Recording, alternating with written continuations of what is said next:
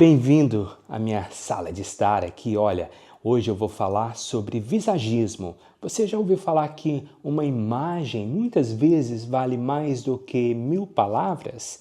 Pois é, a consultora visagista Amanda Mortori está aqui e nós vamos comer um delicioso pão de queijo do forno de Minas, um cafezinho mineiro e vamos pro bate-papo. Olá, Amanda, seja bem-vinda. Obrigada.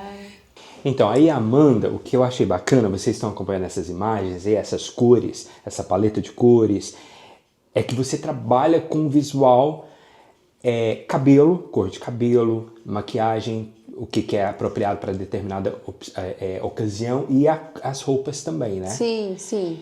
E como que é isso? Me explica. O visagismo, ele trabalha mais na maior parte do tempo com o rosto, porque visagismo vem de uma palavra que se chama visage, que é rosto em francês. Então, o visagismo ele trabalha o rosto, toda a composição de imagem que tem no rosto. A roupa, o styling, tem que conversar, porque não adianta você ter uma intenção de imagem no rosto e o estilo não estiver alinhado. Então, nas minhas consultorias eu faço um direcionamento, eu dou um direcionamento de estilo, mas eu não sou styling, né? Não sou essa profissional. Mas você trabalha só com as cores da roupa, não o design, Isso, entendi, o exatamente, estilo da roupa, o exatamente. modelo. E me diga uma coisa, então, por exemplo, eu vou fazer uma entrevista de trabalho, o que você recomenda? É sempre muito importante a gente entender qual é o estilo da empresa. Que empresa é essa? Então, pense comigo, se você vai fazer uma entrevista para uma empresa que é mais séria, mais formal, mais conservadora, o seu estilo dentro da entrevista tem que estar alinhado com essa cultura, esse parâmetro da empresa. Agora, pensa se você vai fazer uma entrevista em um lugar super relacionado à arte, à criação, à criatividade, marketing, enfim. Se você vai muito formal, você também é visto como não competente naquela área, porque isso reflete um pouco de você. Então, se você for de terno e gravata numa entrevista numa agência de marketing, por exemplo, as pessoas não vão... vai dar certo, né? Só que assim, sensualidade em entrevista, ela é sempre perigosa. Porque parece que você está usando de um artifício ou você quer tirar vantagem daquilo. Então, decote, saia justa, né, roupas muito justas, calças muito coladas, tudo isso pode tirar um pouco do profissionalismo, da autoridade, da seriedade, porque naquele momento você está querendo vender o seu intelecto e não o seu corpo, sua imagem. Lembra da sua palestra, desculpa te cortar, na palestra você falou assim, o loiro chama atenção. Sim. Né? E nós somos brasileiros, viemos de um país de uma miscigenação completa, existe brancos, loiros, mas mais no sul do Brasil, né? É uma miscigenação bem garantida mesmo. E quando você chega nos Estados Unidos, você vê loiros, né? Loiras, né? Então, assim, isso chama a nossa atenção, mas eu acho que será que é porque nós somos latinos ou não? É porque as cores claras, elas chamam a atenção de qualquer forma. Quando a gente fala que a pessoa que fica loira, ela quer chamar mais atenção, isso faz sentido. Então eu dei aquele exemplo de que muitas vezes a mulher fica solteira e ela tá naquele momento de querer chamar mais atenção e ela vai pro salão e fica loira. É comum, é muito comum. Mas, por exemplo, pessoas que nascem muito loiras, na leitura facial, e a gente fala de vários tipos de leitura, morfopsicologia, fisiognomonia, leituras milenares, assim, a gente entende muitas vezes que a criança que nasce loira, a pessoa que nasce loira, ela nasce com uma demanda de atenção maior. Então, em qualquer lugar do mundo vão nascer loiros, né? Claro, não 100%, mas são pessoas que tendem a precisar de um pouco mais de cuidado, atenção, carinho, sabe? Então... Mas espera aí, mas isso faz com que as pessoas deem mais atenção para ela por causa do visual? Sim. Uau. Sim. Porque aí de novo, eu faço o exercício.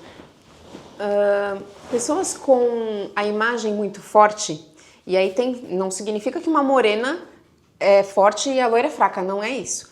Mas imagens mais de força, geralmente são pessoas que elas têm menos cuidado e carinho e atenção. Elas são vistas como pessoas fortes e elas não precisam daquilo. Então, nas minhas consultorias, muitas vezes eu trago esse tipo de informação para pessoas que são fortes, por exemplo, mulheres que, carregam a casa, carregam a empresa, carregam a vida nas costas, mas querem um pouco de carinho e atenção. E porque elas têm uma imagem de muita força, são mais usadas do que acolhidas, sabe? E é engraçado, quando a gente pensa em cores, a gente não leva para esse lado profissional, né? Você sempre tá assim, porque eu me sinto bem. Sim. Essa cor combinou com a minha pele, seja o que for, eu gostei dessa cor. Sim. Mas você não leva pelo aspecto profissional da sua profissão. Né? Assim, meio incógnito, mas assim, funciona porque é o que você falou, a cor escura, de repente, na ocasião, não vai ser uma coisa mais fria, né?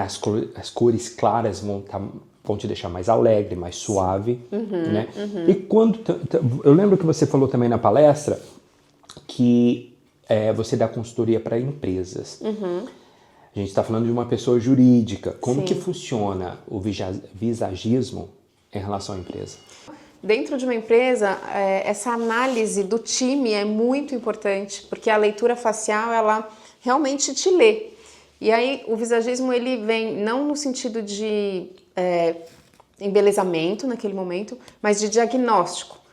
E aí, o auxílio com cores, aí para uniforme, por exemplo, ou então paleta de cores para logo, para empresa, para parede, para ter essa conversa de harmonia, de intenção. Então, às vezes, uma empresa que é uma empresa super séria tem um logo lilás. Você fala, talvez a gente tenha que tirar um pouco dessa saturação, deixar uma cor mais suave para transmitir um pouco mais dessa sobriedade que o cinza pode trazer, por exemplo.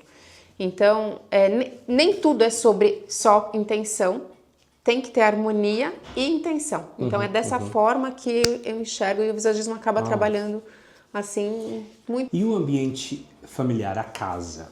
Você trabalha com isso também? Com esse tipo de cliente, por exemplo? Arquitetura? As cores da parede?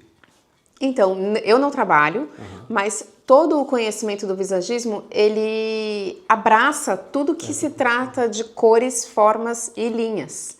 Então, por exemplo, eu acho que eu comentei na palestra, ou não, eu falo muito nas minhas consultorias para trazer a consciência sobre o que a gente está falando, porque as pessoas entendem que ambientes transmitem mensagens, aconchego ou não, frieza, né? Como a comparação entre uma cafeteria francesa e um banco. Não é o mesmo ambiente. E é mais fácil das pessoas entenderem que você recebe uma mensagem e você se sente de forma diferente naquele ambiente. Claro. O nosso rosto e a nossa imagem faz o mesmo exercício, assim, tem a mesma finalidade. A gente transmite confiança, acolhimento, força, sensualidade. E se você, em casa, dentro do seu ambiente familiar, por exemplo, transmite só força, talvez você esteja mandando uma mensagem para sua família, para os seus filhos, para o seu marido, para sua esposa, excessivamente forte. E aí isso afasta. Ou isso transmite uma mensagem que você também não quer. Então, tem tantos lugares para trabalhar com a imagem e às vezes você tem um problema dentro de casa justamente por causa da imagem. E, Amanda, me diga uma coisa, como que você lida com a questão do AI? Porque existem apps, aplicativos para tudo e para todos. Sim. Agora, na minha opinião, é uma tecnologia que, como qualquer tecnologia, ela pode ser usada para o bom e para o ruim. Para mim, como profissional, me ajuda, porque eu consigo usar essa tecnologia para simular imagens para aquela pessoa que está se consultando comigo, que vão, de fato, fazer com que ela se veja na imagem nova. Agora, eu também acho que as pessoas têm um problema de adoecer usando essas imagens para consertar características naturais, físicas, que ali o problema está relacionado mais à autoestima do que, de fato, preciso fazer alguma coisinha aqui no meu rosto. Não, às vezes é uma transformação geral, então você não reconhece a foto da pessoa que está Mas isso atrapalha o seu trabalho ou não? O AI, a inteligência artificial? Para mim está sendo mais útil do que atrapalhando. Interessante. Eu acho que assim não atrapalha o meu trabalho.